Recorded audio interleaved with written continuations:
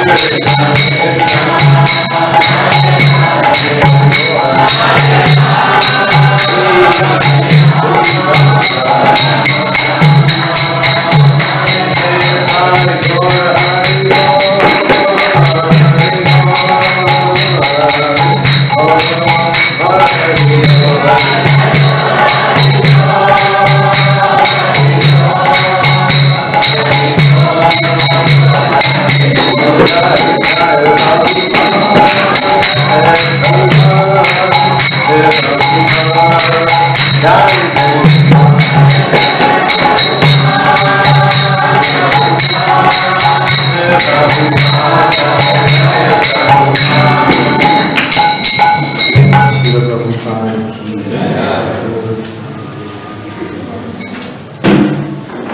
Namo Bhagavate Vasudevaya. Namo Bhagavate Vasudevaya. Namo Bhagavate Vasudevaya. So we're beginning a new chapter. This is chapter number 10 of the 9th canto. Do verses number 1 and number 2. Number 2, I believe, is on the board. Asyapi Bhagavane Saha Sakshat Brahma Mayo Harihi Amsam Sena Chaturdagat Pratham Pratita Surai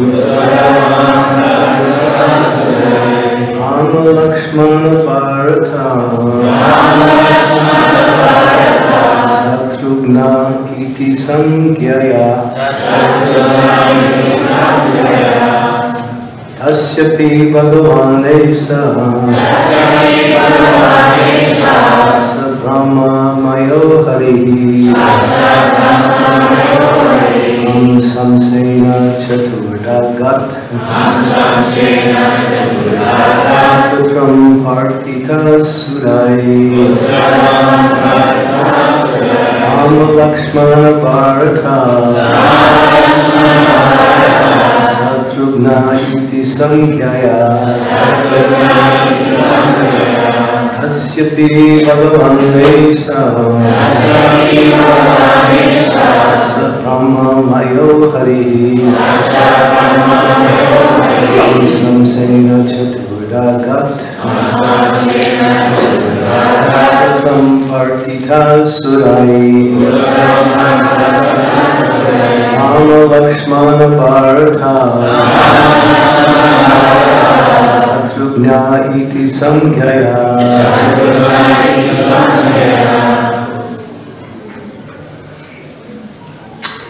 Someone chat. Asyapi Bhagavane Saha Sakshat Brahma Mayo Harihi Samsena Chaturdagat Pratham Partita Surai Rāma Lakṣmaṇa Bharata Śatrughna iti samgyaya Tasyapi Bhagavane Saha Sakshat Brahma Mayo Harihi Samsena Chaturdagat Pratham Partita Surai Rāma Lakṣmaṇa Bharata Śatrughna iti samgyaya Tasyapi Bhagavane Saha Sakshat Brahma Mayo Harihi Samsena Chaturdagat Putratvam Pratita Suri Rāma Lakṣmaṇa Bharata Śatrughna iti samgyaya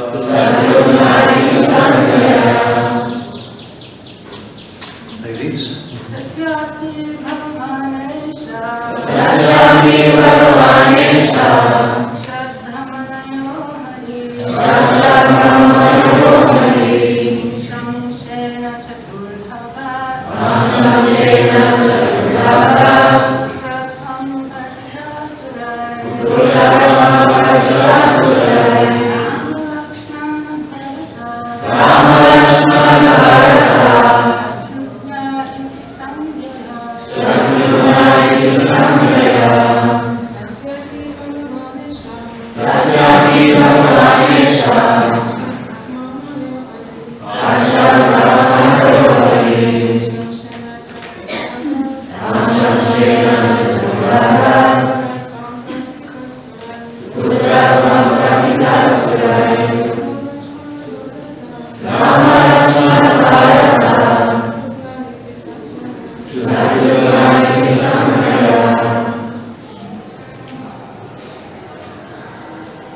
Anyone else? Okay. Tasya, of him, Mahārāja Daśaratha. Api, also, Bhagavan, the Supreme Personality of Godhead. Esa, all of them, Saksat, directly, Rāma-maya, the Supreme Brahma, the Absolute Truth. Harihi, Supreme Personality of Godhead. Amsa Amsena, by an expansion of a plenary worship. Chapter Da, by fourfold expansions. Agat, accepted. Utratvam, sonhood. Partita, being prayed for. Sudai, by the demigods. Rāma, Lord Rāmacandra. Lakṣmaṇa, Lord Lakṣmaṇa. Bharata, Lord Bharata. Śatrughna, and Lord Śatrughna. Iti, thus, Samgyaya, by different names. Okay, there's one verse previous to this, which is the first verse in the chapter. Śukadeva Gosvāmī said, the son of Mahārāja Khaṭvāṅga was Dīrghabāhu, and his son was the celebrated Mahārāja Raghu.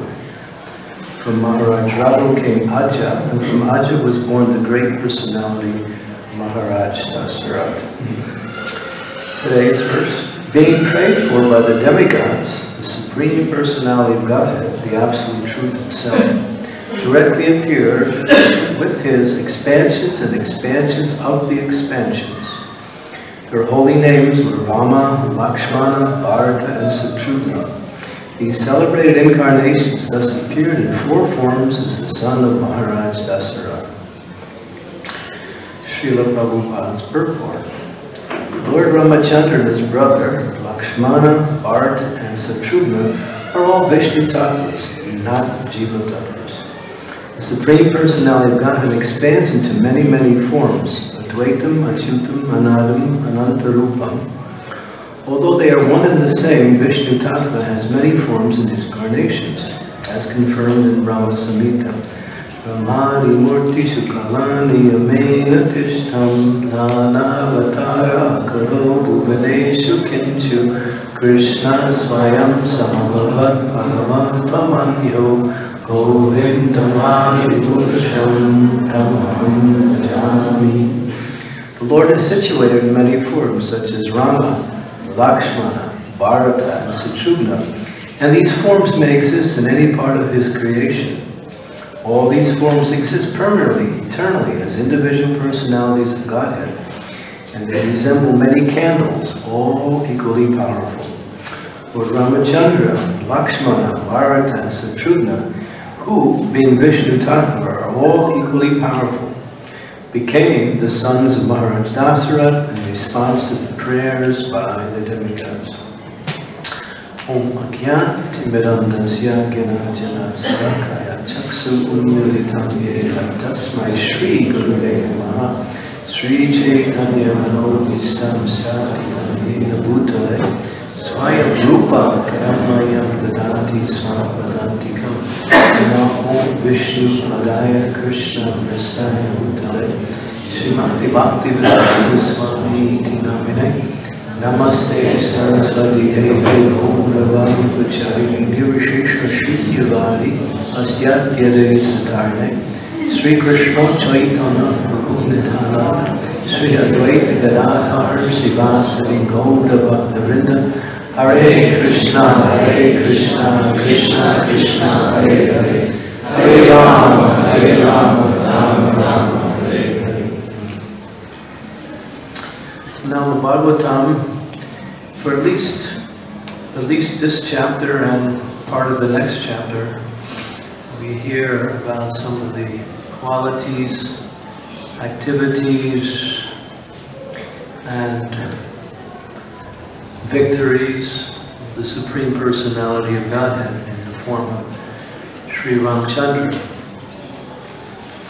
Advaitam, acyutam, ananta-rūpam.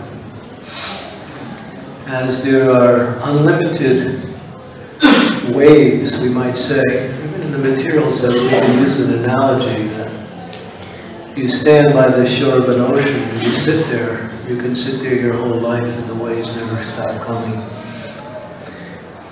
So waves appear to be constantly coming. It seems to be uncountable, never stopping. Of course it will stop at the end of the creation, but that's billions of years.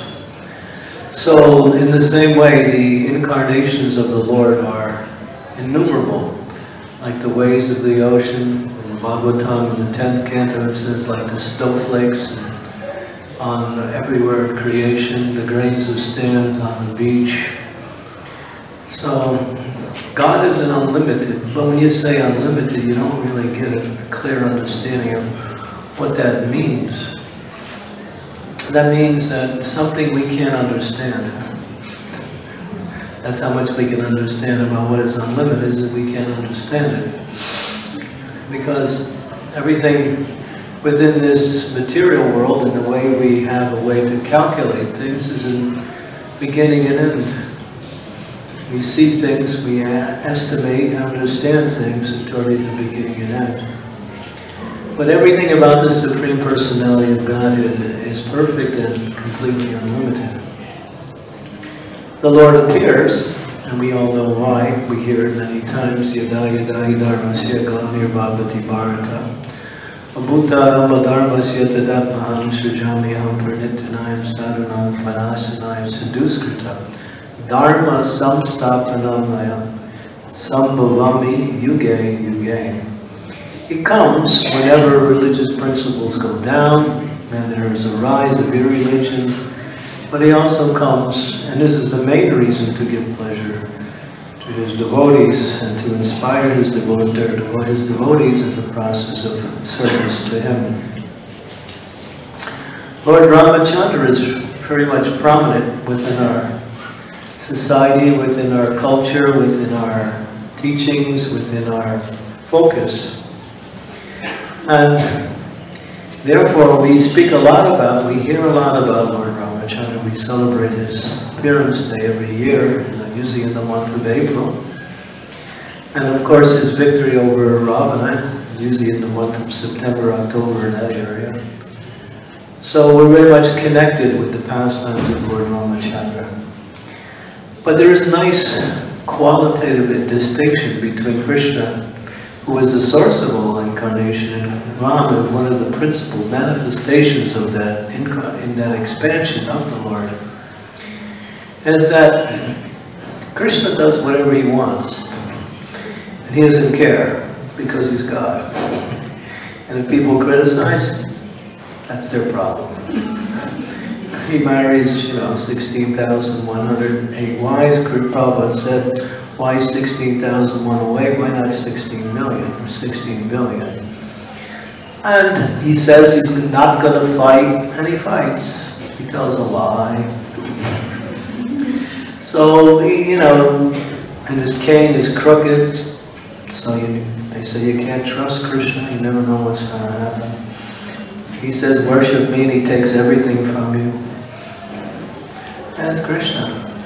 Krishna is the source of everything, and he is very difficult to understand, in fact impossible.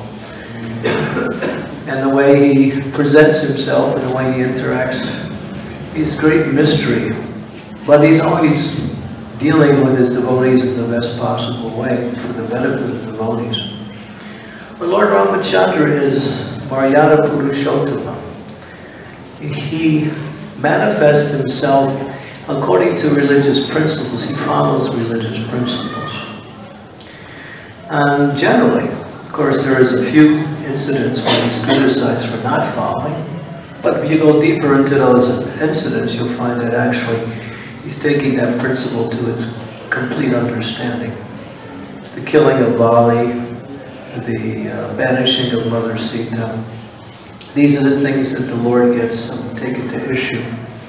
I know every time I give a class about Lord Rāmacandra, why did he banish Mother Sita? She was so chaste, so faithful. She purified herself by going into the fire, and it was not actually a purification, but it was actually to show that she was already purified. And then he banished her. I mean, the women really attacked me for this. Please don't attack me today. But if you do, do it nicely. So yeah, Lord Rāmacandra, and but he's very much in line. He was willing to accept the position of being the Prince Regent to rule the city of Ayodhya after the retirement of his great father King Daśaratha, and he was already on the order of his father. But then everything changed. By one envious maidservant of Kaikeya, she pollutes Kaikeya, the principal queen of Mahārāja Daśaratha, in such a way that her mind becomes, a completely different. She's a favorable wife, loving, the favorite wife of Daśaratha. Now she becomes his #1 enemy practically. He loves his son more than he loves himself. She says, send him to the forest, and he has to be there for 14 years. And now, when Ram, I'm just kind of fast forwarding through these different pastimes because we don't have a lot of time. When Ram heard that now his father has changed according to the influence of his stepmother, now he's willing to go to the forest. He was willing to accept the throne on behalf of his father. He was willing to go to the forest on behalf of his father. This is an interesting. He's not attached to position. He was attached to the religious principles of following one's authority. Very important principle for devotees to understand. We may like to serve in a certain way, and we have that inclination, and we also have what we're good at, but sometimes we're asked to do some services that may not be so easy or even against our nature because they might be necessary, emergency. But if we're attached to the service rather than attached to the served, the one who we are actually serving, then we miss the whole point. We actually miss the whole point. So Lord Rāmacandra is teaching that in Vedic culture, one's parents are considered to be also like one's guru. We have the example of Madhvacharya, the great Madhvacharya. He wanted to take sannyas and leave home, and he did. But before he did, he went to his parents and said, "Can you give me permission? I want to take sannyas and leave home." They were the only son. He was the only son. They said, no, we can't do that. You are our only son. We love you. If you leave, what will we do? How will we live? He said, all right, I will stay as long as you produce another child. When that child comes, then I will go. So they said, okay. So another son was born. After the son was born, he said, can you give me permission? They said, no. They said, no again. And this time he said, I'm going. So he was going and they were following him. Finally, his father was pleading, begging, please come back, please come back. And he paid his obeisances to his son. He said, Madhvacharya said, just see.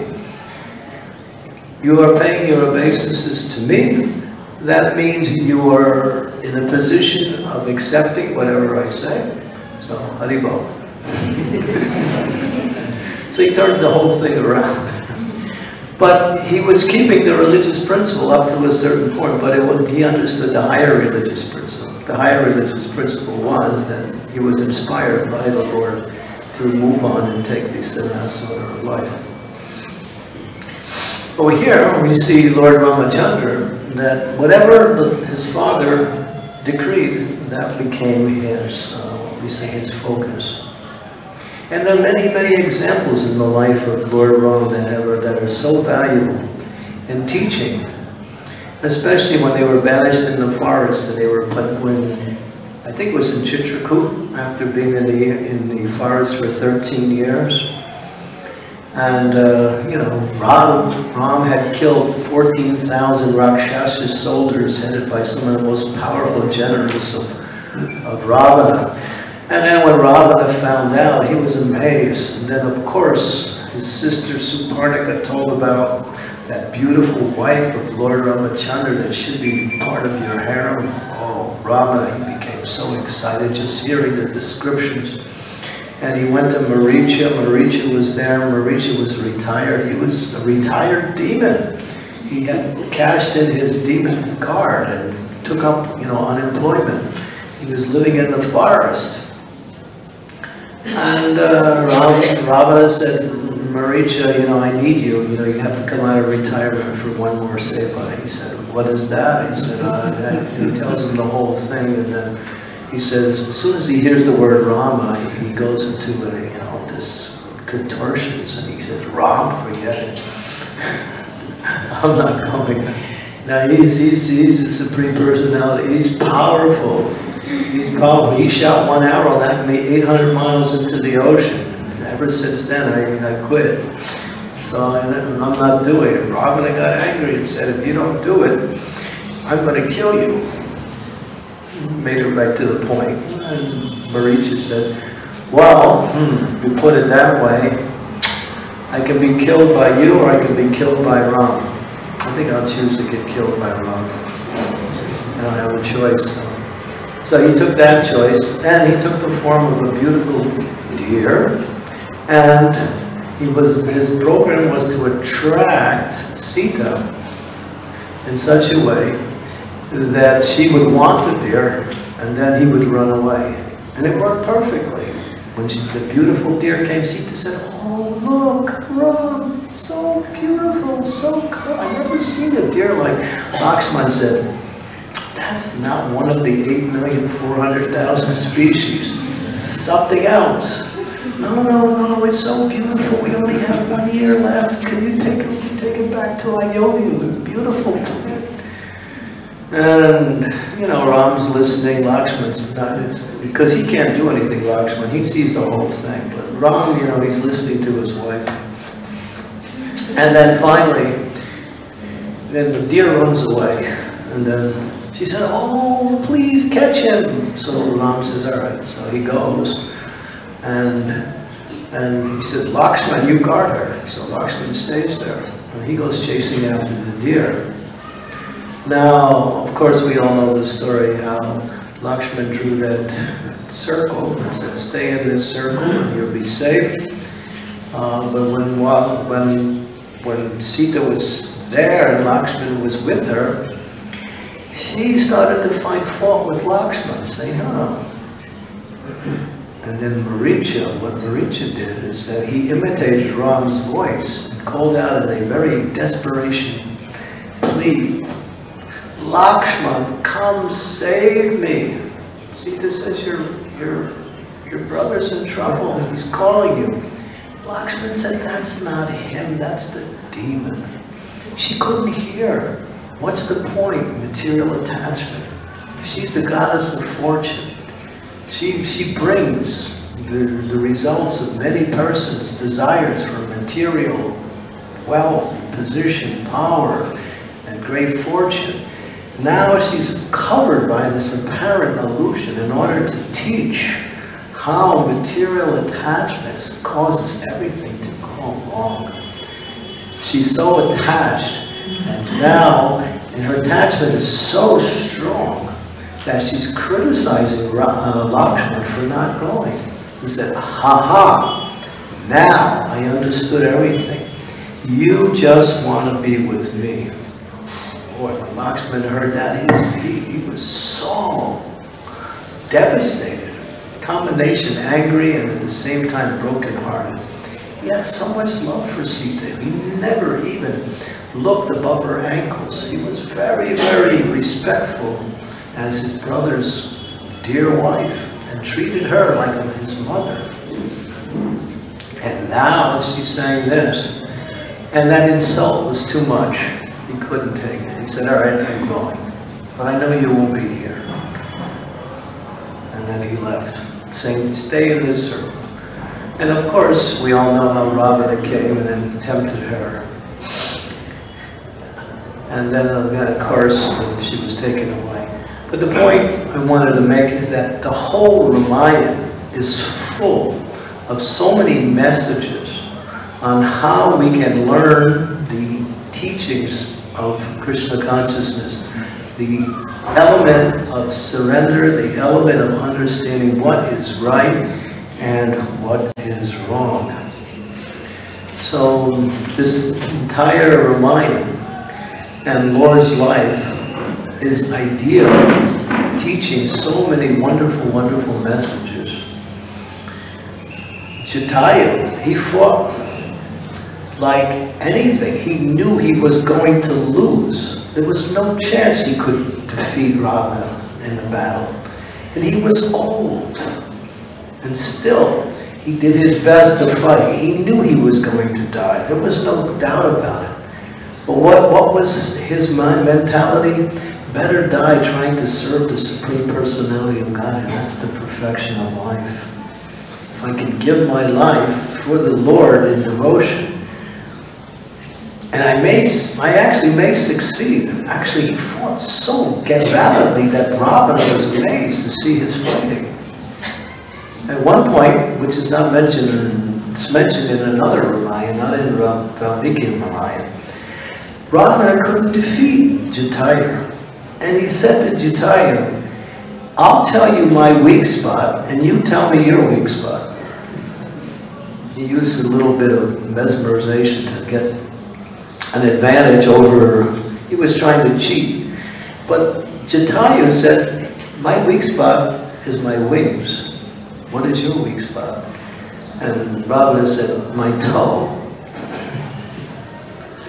So when Ravana heard that the weak spot of Jatayu was his wings, he immediately tried to cut off the wings, and we know that's how he defeated Jatayu. So Ravana cheated there. But still, giving up his life for the service of the Lord, when Ram came later and found Jatayu, he was practically dead. He was just about to, he stayed alive long enough simply to see the beautiful face of the Supreme Personality of Godhead before he left the world. And then after seeing the face, that the Lord blessed him. And the Lord was so overwhelmed with compassion and love for his devotee, how he had sacrificed everything simply for his devotional service. So Jatayu is an epitome of complete surrender in devotional service. So we have so many messages of the Ramayana. Hanuman, we can hear so many pastimes of Sri Hanumanji, how he jumped across the ocean. While he was jumping across the ocean, one mountain comes out of the sea and says, Hanuman, take rest. I have a nice mountain. There's nice fruits and herbs and wonderful places to relax. You can just take it easy. He said, he touched the mountain and went on. The message is that in devotional service, there's no retirement. There's no rest. Prabhupada said, I want to go to Vrindavan and take some of my leading disciples there, and we will make an ashram there. Prabhupada never did it. Later on he said, I want to die on the battlefield. I want to die preaching Krishna consciousness. Prabhupada was determined to use every bit of his energy to spread Krishna consciousness. He was teaching by example how that whatever we have is given to us by the Supreme Lord to be used for the Supreme Lord's service. So Prabhupada made a point, no vacations in Krishna consciousness. Sometimes we slow down, we do a little retreat, japa retreat, reading retreat. Sometimes we take care of health. But it's all based on increasing our service, increasing our determination, and bringing about a greater opportunity to preach Krishna consciousness and to do more and more service. So this is the message of Hanuman. And he didn't want to stop. He simply wanted to, he was focused on his mission of bringing Sita, finding Sita. And he had so many challenges. Obstacles in devotional service are opportunities for greater gain in spiritual life. What is that gain? That we can become a little detached from material life. We can take greater shelter of the Supreme Personality of Godhead. We can develop the qualities that are needed in our devotional service. Krishna sets obstacles. There's always obstacles. Sometimes devotees say, I have so many problems. The only problem is you think it is a problem. I mean, there are problems, of course, and some of these problems we create. But Tatedu Kampa Shusha Mekshamanam Bhujaneva Krita Vipakam Hirvava Ubirga Nadana Maste Jiviti Yo Mukti Padesha Nayavad. Prabhupada said, learn this verse. He said 2 verses are important, 2 mantras are important. Chant Hare Krishna and this verse. Why did he say this verse? Because he knows this is Kali-yuga. There are so many difficulties. But one who is fixed in devotional service is one who is attached to 2 things. Chanting the holy names of the Lord and taking the association of devotees. If we keep these 2 things prominent, developing that sweet taste, Namruchi, Vaishnava Seva, and using that benefit for jīva-tattva, which means to preach Krishna consciousness. One is fixed in devotional service. And opportunities become, obstacles become opportunities. I mean, it's easier for me to say that because it sounds like nice philosophy. But, you know, I get sometimes when I find myself in difficult situations, the first thing you say is, why, Krishna? Why did you put me in this situation? And Krishna, I can hear Krishna's voice saying, because you need it. You need it to help moving forward. And then sometimes there's just living in Kali-yuga, there's so many difficulties. We have crises with health, we have so many things. Somebody borrows money from us and doesn't give it back. Says, I'm a devotee, you know, I need it. And so many things. It's just one difficulty in it. So Hanuman was teaching, keep your mind focused on devotional service. The obstacles will come by the grace of the Supreme Personality of Godhead. Through taking shelter, we can overcome these obstacles. And what does overcoming the obstacles mean? It means that we can take greater shelter of the Lord and pray for His mercy and depend on Him in each and every circumstance. One who depends on the Lord in every circumstance is perfect in Krishna consciousness. And Krishna does that. Krishna does that. He puts us in circumstances where we have to depend on Him. He likes that. He likes when His devotees depend on that. And if we forget depending on that, He'll create a circumstance so we remember that we have to depend on Him. That's Krishna. It's His mercy. But the pastimes of Ram are just really amazing. There's so many things that make up Ram's Leela that are so wonderful.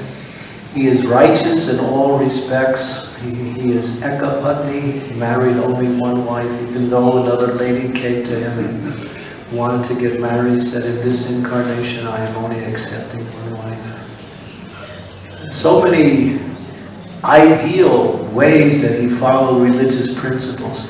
Now in the world, you know, outside of the ISKCON society, people generally worship the Supreme Personality of Godhead. Within the culture of India, they worship Rāma.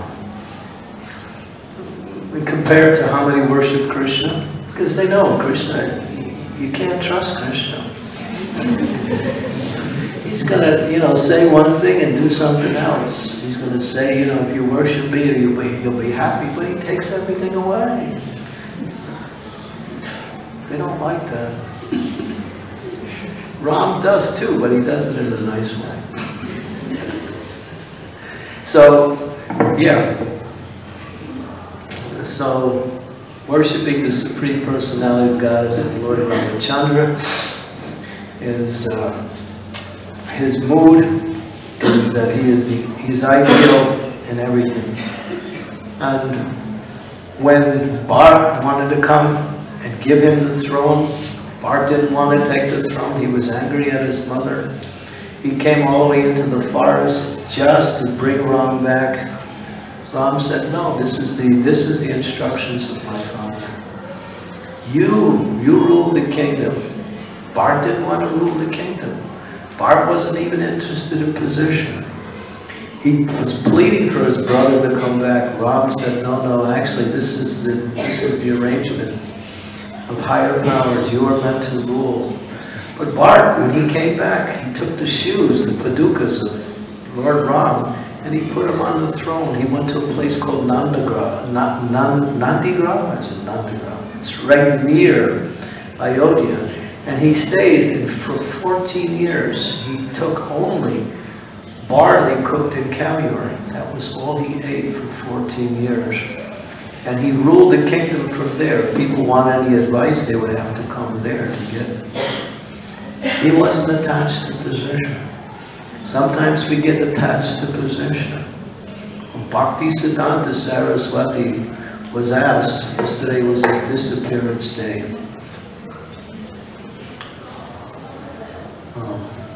He said, no, this is another statement. He said, anyone who thinks he's guru is Guru. Cow.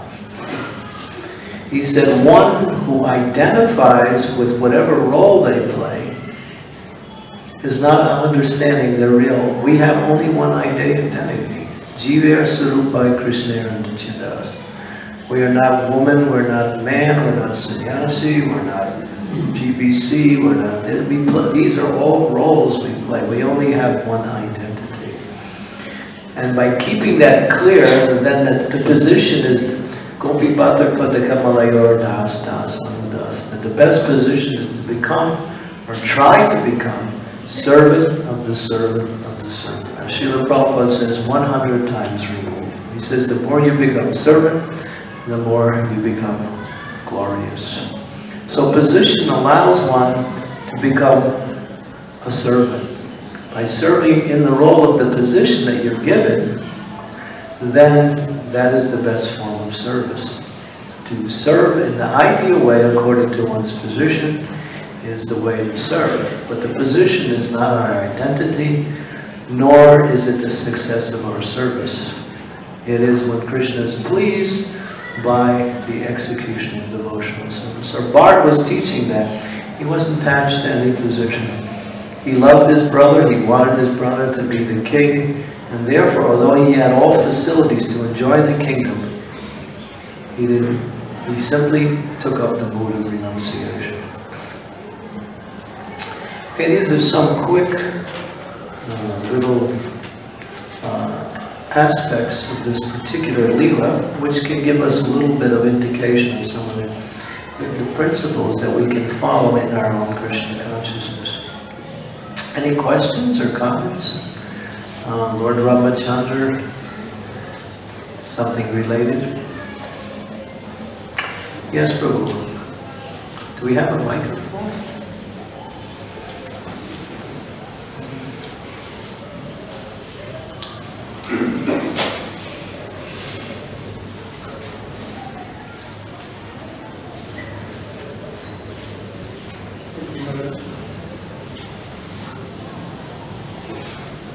Thank you, Maharaj, for this class. I was listening that there one speaker telling that the Lakṣmaṇa offended to Mother Sita. That's why Ram took 1 year to rescue Sita from Lanka. because he does not like thus offended any devotee. He does not like what? Offended devotee. And who was that devotee he was going to? Lakṣmaṇa, the Sita did offended to Lakṣmaṇa, saying there's so many words. So Rāmacandra didn't like it. So that's why he took long to rescue Mother Sita. Nice point. Do you know what reference that is? A statement he did not clear, but he was... No, the Shastric reference, that's in Valmiki's Ramayana, or is it? I also need to make clear, if you can, you do know of that. I also heard that once before. It's interesting. But it's nice to get a reference for that. I mean, philosophically, it makes complete sense. Right, that's why I was philosophically, I understand this makes sense. But it's nice to get a reference. Any other questions? For Sri Ram Leela? Yes, Mataji? Oh, Mahatma? Okay, yes. I was just wondering the reference. You said the two mantras, the Hare Krishna mantra and the Tatte-nūpam. It's a statement by Prabhupada that I heard many times by other devotees who repeated that statement. I mean, it might take a little research. Never heard that. It's nice. I mean, think about it in terms of how important that verse is. If we don't follow the principles of that verse, we can't stay in Krishna consciousness. Well, I forgot to explain the verse. The verse is that the Lord puts his devotee into difficult situations. And the devotee thinks, my dear Lord, actually, the situation you put me in is actually only a small token of what I deserve. I actually deserve worse, but thank you very much. I offer my humble obeisances unto your lotus feet.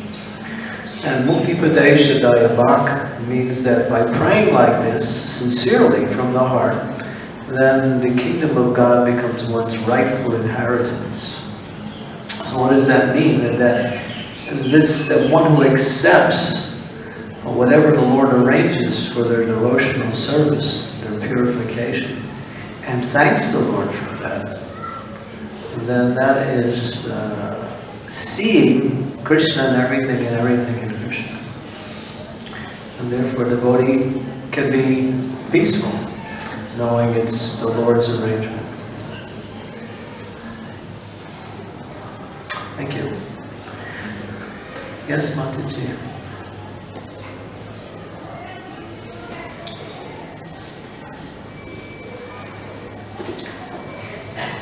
Oh, we got intercepted. Okay. Oh, it's coming. Yes, in the 5th canto it's written how Hanuman worships Rāmacandra in Kim Purusha Varsha for eternity. And it says that Kim Purusha Varsha is situated on the north of Bharata, which is India. So I was just wondering if you know where that is. Which Varsha is he? Kim Purusha. Kim Purusha Varsha. Does anybody know that answer? Where is Kim Purusha Varsha? I mean, Prabhupada said Varsha means island. This whole continent is made up of 7 islands.